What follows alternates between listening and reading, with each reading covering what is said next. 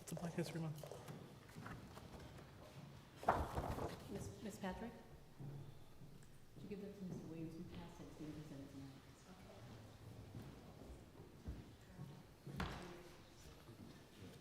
I'd like to call to order the City Caucus meeting for Monday, February 10th, 2025. We have 17 items for original consideration and 1 item for unanimous consent. If the Deputy Clerk would please read. Item number 1 for final consideration, an ordinance amending section 183-1 of chapter 183 of the Schenectady City Code to increase the point value for violations of chapter 182, the noise ordinance. Discussed in committee without objection and on consent. Item number 2. Item number 2 for final consideration, an ordinance amending section 28-3 of chapter 28 of the Schenectady City Code to allow for email notifications to council members. Discussed in committee without objection on consent. Item number 3. Item number 3 for final consideration, an ordinance to amend section 138-2C of Article 1, 138-23B of Article 4, 138-43B of Article 8, Article 8, section 138-84H of Article 2? No. The other one was 15. But go. Keep 15. Going. All right. Okay. Keep going. Chapter 138, 151-9A of Article 2, 159-9E of Article 2 of Chapter 151, 167-14D of Article 2 of Chapter 167, 183-10 of Article 2 of Chapter 183, 210-14A of Article 3 of Chapter 210 of the Schenectady City Code. Discussed in committee without objection on consent. Item number 4. Item number 4 for final consideration, an ordinance amending section 264-113 of Article 3 to the Schenectady City Zoning Code to regulate the location of cannabis establishments and uses. Discussed in committee without objection and on consent. Item number 5. Item number 5 for original consideration, a resolution calling for a public hearing for the proposed amendments to the City of Schenectady zoning map to rezone the properties that make up the former St. Clair's Hospital from an institutional district to a R3 multiple family residential district. Discussed in committee without objection and on consent. Item number 6. Item number 6, under final consideration, a resolution amending the building code's fee schedule as authorized by section 137-17 of chapter 137 of the Schenectady City Code and sections 138-21 and 138-11.1 of Article 4 of chapter 138 of the Schenectady City Code. Discussed in committee without objection on consent. Item number 7. Item number 7, under original consideration, a resolution authorizing amendment and reallocation of the 2025 capital budget for the purchase of 2 Packer vehicles. Discussed in committee without objection on consent. Item number 8. Item number 8, under original consideration, a resolution declaring that the adoption of the ordinance creating section 264-113, Article 3 of the Code of Ordinances is a Type 2 action and is not subject to environmental review of the State Quality Review Act, or SEQR. Discussed in committee without objection and on consent. Item number 9. Item number 9, under original consideration, a resolution supporting the Schenectady Food Council's advocacy and empowerment working groups requests regarding programs and initiatives addressing food insecurity in the NYS FY 2026 budget. Discussed in committee without objection and on consent. Item number 10. Item number 10, under original consideration, a resolution correcting spelling errors in resolution number 2024-245, authorizing the sale of 28 Moyston Street for $25,000. Discussed in committee without objection and on consent. Item number 11. Item number 11, under final consideration, a resolution authorizing the sale of 25 Moyston Street for $31,000. Discussed in committee without objection and on consent. Item number 12. Item number 12, under original consideration, a resolution to authorize the issuance of revocable permit number 688 to Insomnia Cookies Operators, LLC, for gooseneck lighting that will overhang the city's right-of-way on the face of the building at 118 J Street, Schenectady, New York. Discussed in committee without objection and on consent. Item number 13. Item number 13 under original consideration, a resolution authorizing settlement of a claim by Jamel D. Collins. Discussed in committee without objection and on consent. Item number 14. Item number 14 under original consideration, a resolution authorizing settlement of a claim by Lamont and Charmaine Trutling. Discussed in committee without objection on consent. Item number 15. Item number 15 under original consideration, a resolution authorizing settlement of a claim by Michael Trelongo. Discussed in committee without objection on consent. Item number 16. Item number 16 under contract and supply, a resolution accepting the proposal and awarding the contract for the upfitting of police vehicles. Discussed in committee without objection on consent. Item number 17. Item number 17 under contract and supply, a resolution awarding the bid and contract to the golf course tree removal base bid and add alternatives A, C, and D to Kevin Downs Tree Service Co. Incorporated in the amount of $187,000. Discussed in committee without objection on consent. Item number 17A has been put on for unanimous consent. If the deputy clerk would please read. This will be a roll call vote.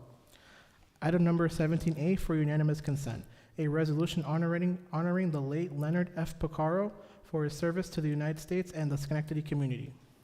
We have one out-of-order resolution that was passed on January 27th and will be presented tonight by Councilmember Williams. Farley? Okay. If the clerk could please read. A resolution honoring Black History Month 2025. If there's nothing more to come before the City Council caucus, I ask for a motion to adjourn. Moved by Mr. Williams, second by Mr. Mutaverin. All in favor? Aye. I'd like to call to order the City Council meeting for Monday, February 10th, 2025. And I'd like to ask Reverend Brad Jones for the prayer invocation.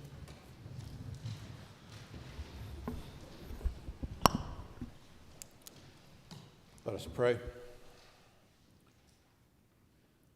Lord God, we thank you for the privilege of being able to serve this community, the people therein. I pray, Lord, that you would grant wisdom and discernment to each member of the City Council and for all decisions, discussions, and actions to be taken. I pray that you'd give them the understanding of the needs of the people of this community to do what is right and best.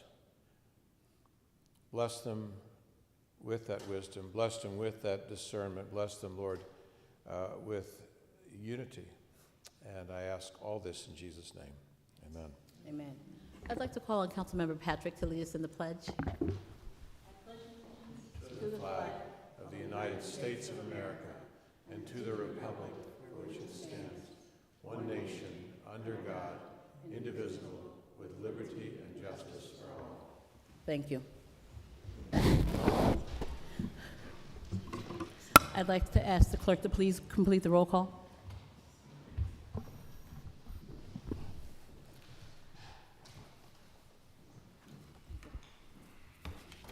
Please complete the roll call. Mr. Toro? Mr. Farley? Mr. Mancini? Mr. Mutaverin? Ms. Patrick?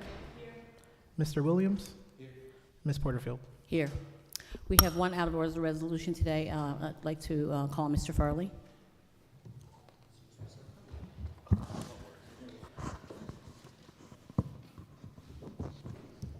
May I have the floor, Madam President? You have the floor. Okay. Ken, you want to come join me up here so I can present you with this resolution?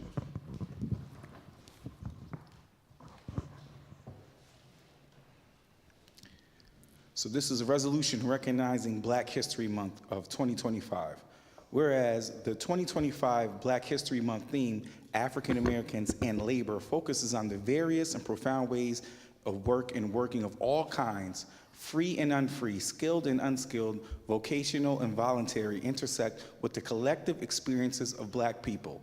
And whereas Black History Month was first originated as a part of an initiative by writer and educator Dr. Carter G. Woodson, who launched Negro History Week in 1926, Woodson chose February for reasons of tradition and reform. It's commonly said that Woodson selected February to encompass the birthdays of two Americans who played a prominent role in shaping Black history. namely Abraham Lincoln and Frederick Douglass, whose birthdays are both the 12th and the 14th, respectively. And whereas during Black History Month and throughout the year, we reflect on more than 400 years of Black history in America and communities across the country, paying tribute to generations of African Americans who struggled through adversity to achieve full citizenship in American society. And whereas work is the very center of much of Black history and culture, be it traditional agricultural, labor, or enslaved Africans, low country colonies, debates along Black educators on the importance of vocational training, self-help strategies, and entrepreneurship in Black communities, or organized labor's role in fighting both economic and social injustice. Black people's work has been transformational throughout the U.S., Africa. And whereas 2025 marks the 100-year anniversary of the creation of the Brotherhood of Sleeping Car Porters and Maids by Labor organizers and civil rights activist A. Philip Randolph, which was the first Black union to receive a charter in the American Federation of Labor, and whereas the theme, African Americans and Labor, intends to encourage broad reflections on the intersections between Black people's work and the workplaces in all iterations and key moments, themes in Black history and the culture across time and space. Now, therefore, it be resolved that the Schenectady City Council and Mayor Gary R. McCarthy do hereby pause in their deliberations to recognize the month of February 2025 as Black American History Month in the city of Schenectady. Thank you.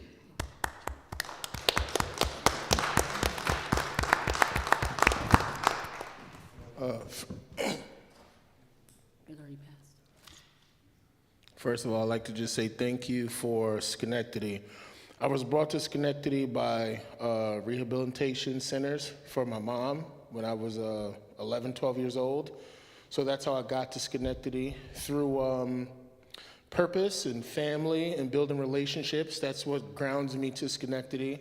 And I just hope to move forward and continue to do what I've been doing all these years.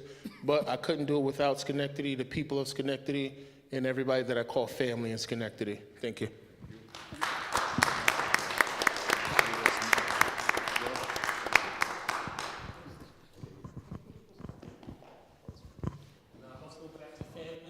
Friend of mine's birthday, my daughter's born.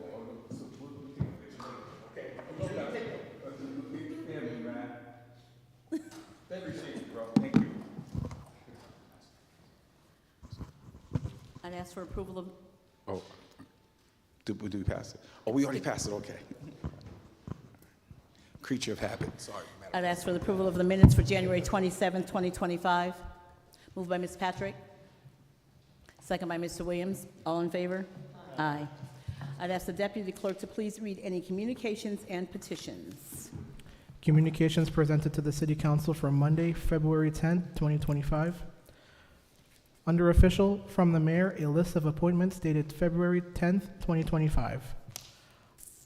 Under general, from PD Voris, an email seeking clarification on whether the $75 million food allocation in tonight's agenda item on the Schenectady Food Council applies to each city, and separately alleging that her belongings at her apartment were moved and used in a sting operation. Under petitions, none. Thank you. Call on city council members to provide any committee reports. This time, privilege of the floor related to the legislative agenda. I have 3 people who are signed up to speak. The first person is Mitzi Matlick. And I just want to let everyone know that there is a 3-minute, you have 3 minutes to speak, and then you'll hear a little sound go off that lets you know your time is up, but finish your thought, okay? Perfect. Okay, thank you. You're welcome. Well, thank you for the opportunity to speak tonight on behalf of the food security and access legislation being discussed. My support for it is resounding, but my fear is it won't be enough.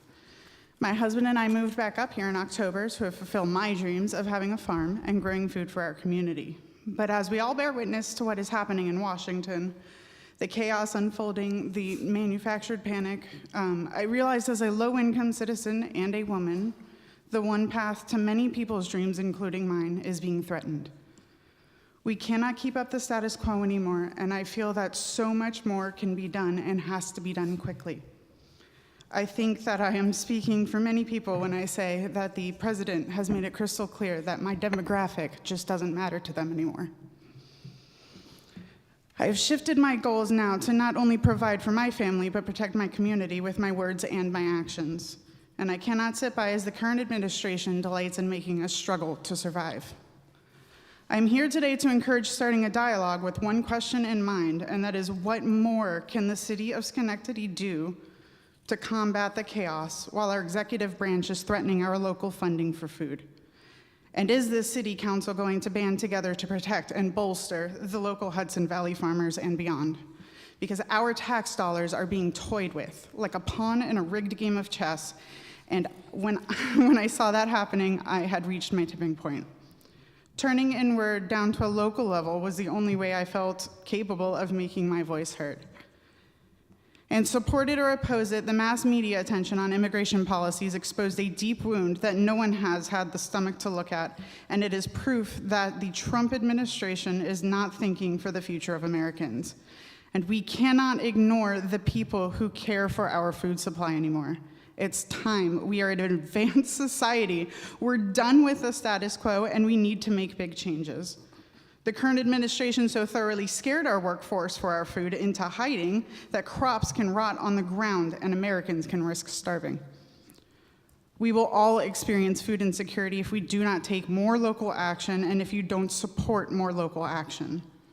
We can all agree no one survives without food, and your support of these that you've already passed through and are sending to the state are headed in the right direction, but every person with the drive to make a positive impact should be able to, going forward, and be supported locally, regardless of the looks, beliefs, or their economic standing.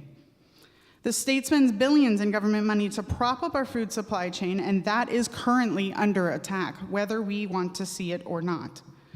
All of your voters need you to support more legislation that lowers food costs for everyone, funds local food supplies, and finds more support for the organizers trying to already make huge changes. We need a lasting, regenerative, positive impact to push us towards a greener future. And I want to bring my perspective to these initiatives, some already shouting for change on a legislative scale. And I would love to see my city council join in and put the health and nutrition of its citizens above everything else right now. I need you to summarize, please. And not just to aim to be a smarter city, but a greener city as well. Thank you. Thank you. Darlene Geloso. Good evening. I think this will back what she was saying. My name is Darlene Geloso. I'm 66 years old. I live in Rotterdam, but I was born and raised in Schenectady. My grandfather was Johnny DeMarco on Michigan Avenue, who was kind of a celebrity and historic. Okay, I live on $1,400 a month, and I'm raising a 38-year-old autistic son. Growing up with a single mom, we got powdered milk and bricks of cheese back in the 60s. She remarried, and we worked in the family business, which was on Craig Street. I suffered many things growing up that changed my DNA, and I also ended up being a single mom of 2 children. I had to leave an abusive relationship. I was raising 2 small children, one who was diagnosed with autism. I needed help. I worked 2 jobs, not paying well. I was an educator for a school with students that had special needs, where my son was going to school, so I could work when he had no school. No after-school programs at that time were available. Then in 2020, I was injured at work and out a year on workman's comp, not much pay. Went back to work with pay cut and loss of benefits. I ended up going on permanent disability and going to the food banks. Street soldiers saved me many, many a times. You gotta start 3 o'clock. They start at 4, giving out, but you have to be in that line at 3 o'clock. And the lines have gotten longer and longer each day, each time they give it out. The amount of food insecurity, even with working people, is in crisis. Most of us are just one paycheck, emergency, or injury away from disaster. Even those working are struggling to stay above water. Food bank lines are increasing every week. I am in the fight for basic living wage, affordable housing, and food security. Because in the richest, most powerful country in the world, this should not be happening. There is more than enough for everyone to go around. Time for change. I am asking we start with local legislations to ask that the funding from SNAP minimum goes to $100 a month. And I'll leave you with this challenge, to see what $100 will buy for food and how long it can be stretched. Go to the food bank, stand in line in the freezing temps for over an hour or more, and to figure out how you're going to get home. Majority walk and have no transportation. Then go fill out the paperwork for SNAP, HEAP, then go to Social Services Department and see how long it takes, and make yourself educated what it takes, what paperwork is required, and the actual amount can be given. You'd probably be surprised. And I can leave you this if you would like for the. Thank you. Very much. Thank you.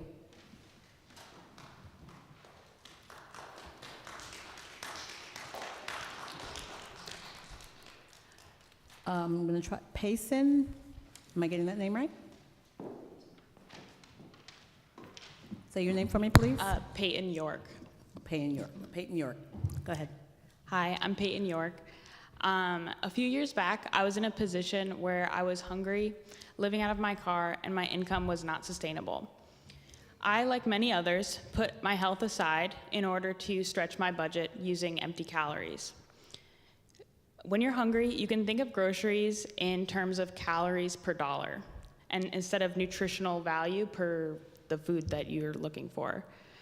During this time, I ate a lot of s'mores Pop-Tarts, I lost a lot of weight, and I developed anemia, which I still have today.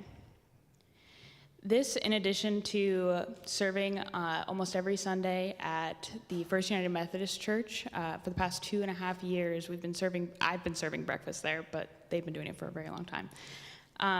The number of people that have been attending our breakfast service have continued to rise, while the amount of food that we have available is dropping.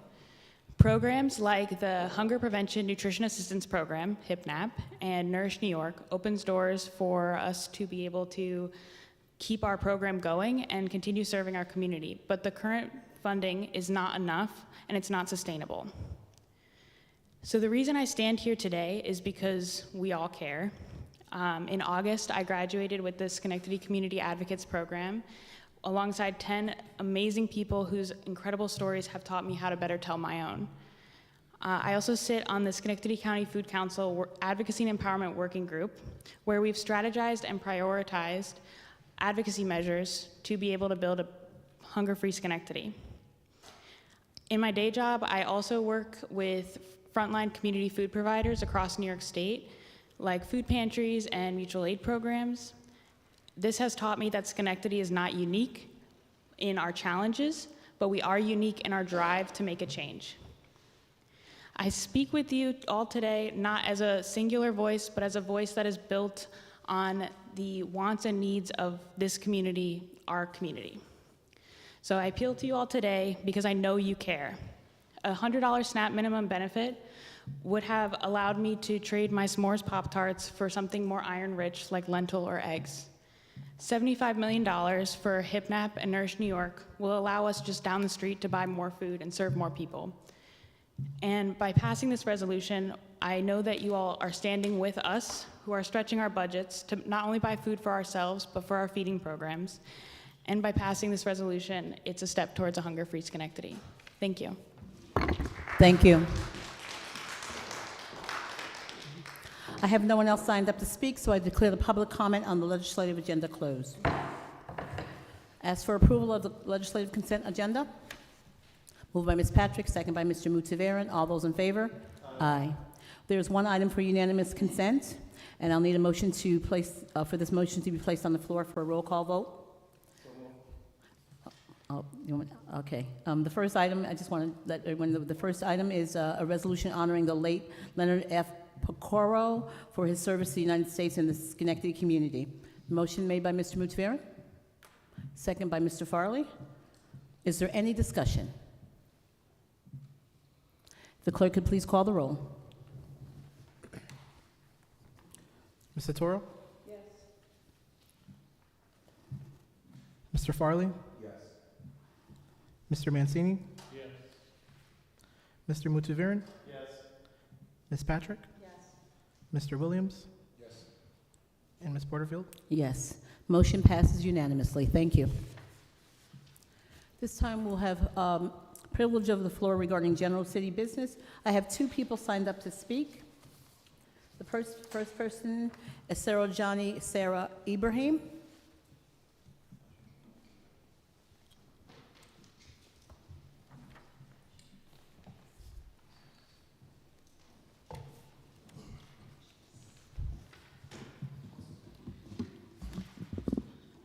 Good evening, everyone. My name is Sarojini Ibrahim. I'm called Sarah, S-A-R-A, without an H. I will tell you a little about myself. We don't want to extend our 3 minutes. I'm a naturally born Trinidad and Tobago citizen. I came to America 35 years ago, and I'm a naturalized citizen of the United States. I've lived in the Bronx of New York for 23 years, and I went back to college when I got here. But prior to that, in my country, I served in the Water and Sewage Authority for the government. I served in Texaco Incorporated and several departments, including shipping, international, geological, purchasing, down the line. I joined my brother's business in electronics, and I later on became the purchasing officer to purchase merchandise from Taiwan, Japan, California, New York, and New Jersey. That's when I met my husband, Rafiq Ibrahim, here. I hold and owned and operated 3 businesses of my own in New Jersey, restaurants, franchise restaurants. I also owned a beauty salon in Manhattan, New York. I am also on the board of Realtors of Long Island. I'm a licensed realtor. I own properties here in Schenectady. I moved here in Schenectady 15 years ago, and I invested in my own personal property and other properties for rental purposes. I also served in the healthcare profession for 32 years, both in New York and New Jersey. I worked here in Schenectady Ellis Hospital. I work now independently because I am retired, but work never finishes because I still maintain my properties and look after tenants and, evictions and all of that. But I am here and I have been chosen to run for council in the city of Schenectady, and I believe I have the potential and I have the experience in dealing with the public in both in the health sector and also in small businesses areas, and how we can improve value on our properties, and meeting and greeting the people one-on-one, listening to their grievances and their complaints and bring it forward to the committee so that we can address them. I'm willing to work very hard and dedicatedly in bringing the city what we would like it to be in the future. Thank you. Thank you. Tom Kennedy.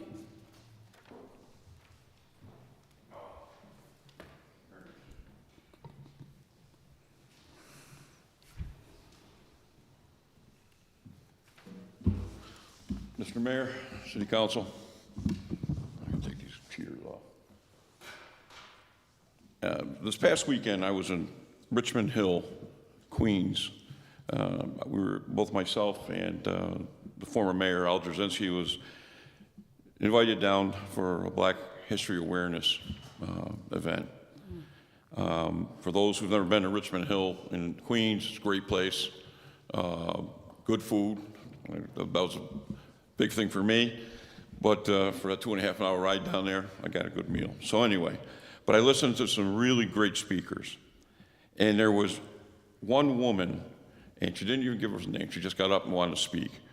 And I like to tell you, just, I think it was powerful words. And she's a nice elderly woman from Trinidad, came here 25 years ago. And I don't even think she gave us her name, now I think about it. But she said, now I want to read this to you. While it is important to remember who and where we are from, race is incidental. We must move forward together as Americans. That was powerful. That hall, and it was surrounded by all New Yorkers from all swaths of the economy. Rich, we had senators there, we had assemblymen there. It was really a nice event. But out of everything I heard that day, that was the most important to me, and I'm going to remember that. And if we can do anything as Americans, now, my family's from Ireland, came here under oppression, famine, a long, long time ago. Well, not really that long ago, the 1900s. But I think it's time we live up to the standards of that nice old lady from Trinidad. We are all Americans. That's something we have to remember. Thank you. Thank you. I have no one else signed up to speak, so I declare the public comment of city business closed. Miscellaneous business of the council. Ms. Patrick? Thank you. So we're coming up on Valentine's Day. It's one of my favorite holidays of the year, and I wanted to express my gratitude again to my colleagues here for having big hearts and supporting the legislation. Well, supporting that we want to support the advocacy and empowerment agenda of the Schenectady County Food Council, and urge our legislators from our area to make sure that we have a $100 minimum SNAP benefit, and that we fund HIPNAP and Nourish New York at the $75 million.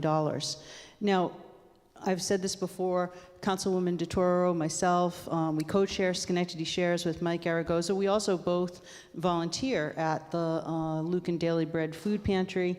Couple of things there. I had the opportunity to visit the Regional Food Bank recently as part of that volunteer work, and I have to say it was scary there because I saw that even the shelves at the Regional Food Bank the day that I was there were empty. So warehouse, ceilings, floor to ceiling, empty shelves, very scary, because I know how much we depend on the food that is purchased at just the one pantry that we work at, let alone the other 22 pantries in Schenectady County, how much we rely on the food at the Regional Food Bank.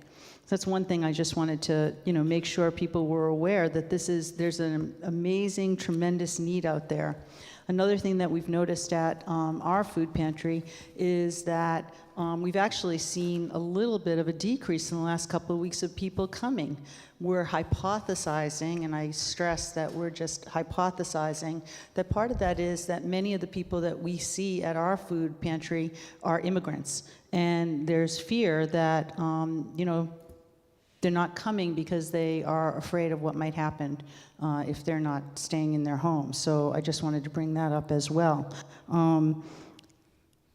It's just getting more and more expensive for the food providers themselves to provide that food. But I also want to say, at the Advocates Dinner the other evening, which was a training session for all of us from the Advocacy and Empowerment Group on how we can speak to our legislators, I was struck by the fact that by one woman that stood up to speak, who said, it's really the last thing she can afford. She has to pay her rent to keep a roof over her head. She has to pay her utilities. Many of our folks we know, they have to pay their car expenses because they're working people and they're trying to get to work so that they can continue to provide for their families. So the last thing that this person said that they would be able to afford and pay for is food. I mean, that's really nuts, right? It's really upsetting and frightening. So again, we're going into the last week of this year's Schenectady Shares, and I just want to emphasize again, I'm so thrilled that so many people have big hearts and have been showing us the love on this week of Valentine's Day that they have for other people, for their neighbors, as they continue to try to donate food. And I appreciate all of you for supporting this resolution this evening too. Thank you. Thank you. Mr. Toro? Thank you. just like to thank everyone who came out this evening to talk, and again, our resolution for supporting the Schenectady County Food Council and how important it is to all of us. And especially when Darlene spoke about powdered milk and powdered eggs and cheese blocks. I was in that line growing up, so thank you. I'd like to just take a moment to talk about something that affects all of us here in Schenectady during the winter months, and it's keeping our priority streets and sidewalks clear for everyone, especially with this last snowstorm. Emergency access, when cars are parked on our priority streets and parked illegally on side streets, plows can't do their jobs efficiently, and it really does slow down emergency responders who need to reach us all in a fairly quick amount of time. Pedestrian safety. Unshoveled sidewalks force people, especially kids and elderly and those with disability, to walk in the streets, which is extremely dangerous. We pride ourselves in a walking city. We really need to do something about keeping our sidewalks clean. If we all do our part, it can make winter safer and easier for everyone. Be aware of what your street priority streets and what your street emergency signs that are posted. Clear sidewalks, shoveled within 24 hours after a snowfall. And especially if you know someone who needs some help, and you see people out there struggling, lend them a hand and tell your neighbors and remind friends and encourage community support. And I appreciate always our OGS, the guys and gals that are out there on the street, clearing the streets. And also, I always especially have a special place in my heart for the trash collectors. And it's very important that we keep a little path shoveled where we put our cans just to make their life easier as well. Thank you. Thank you. No one else? Mr. Mayor? Thank you, Madam President. I too appreciate everyone coming out tonight and again raising the issue and awareness of the inequities that exist within the food distribution system within our country and the availability and the ability for people to just be able to afford it. I had the opportunity today to greet U.S. Senator Schumer when he stopped here to talk about the federal funds that the president has froze for community health centers. It affects Hometown Health here in Schenectady, other ones across upstate.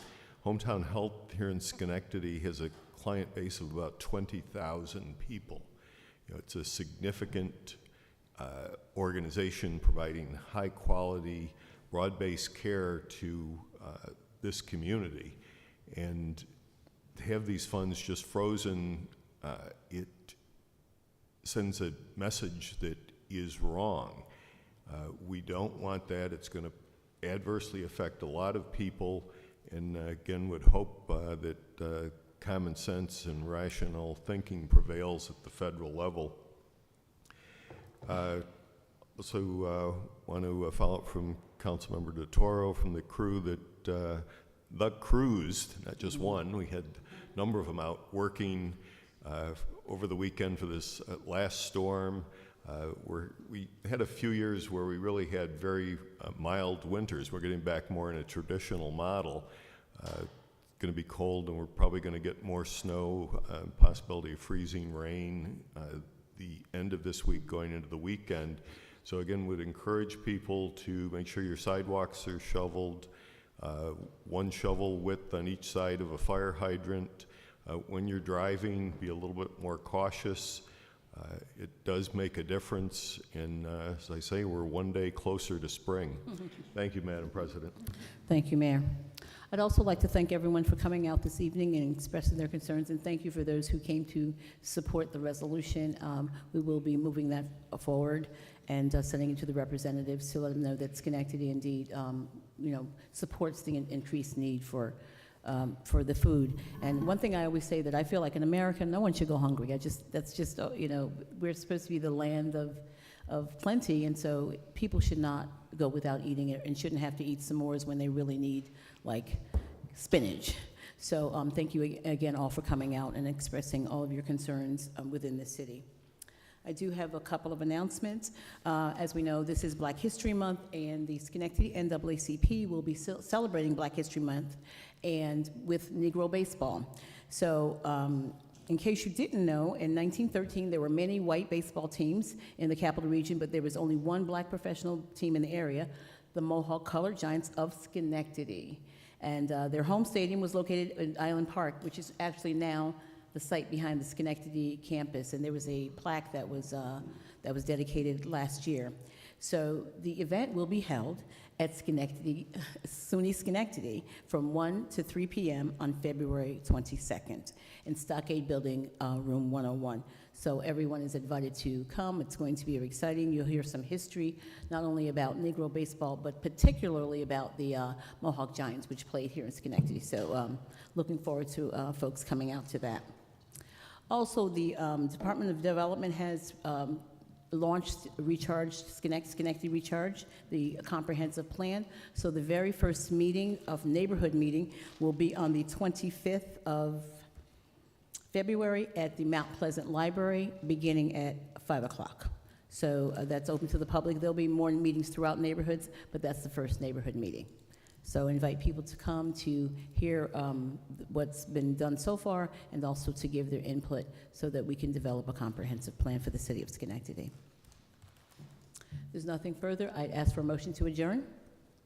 Moved by Ms. Patrick, second by Mr. Mutivaran. All those in favor? Aye. We are adjourned. Have a good evening.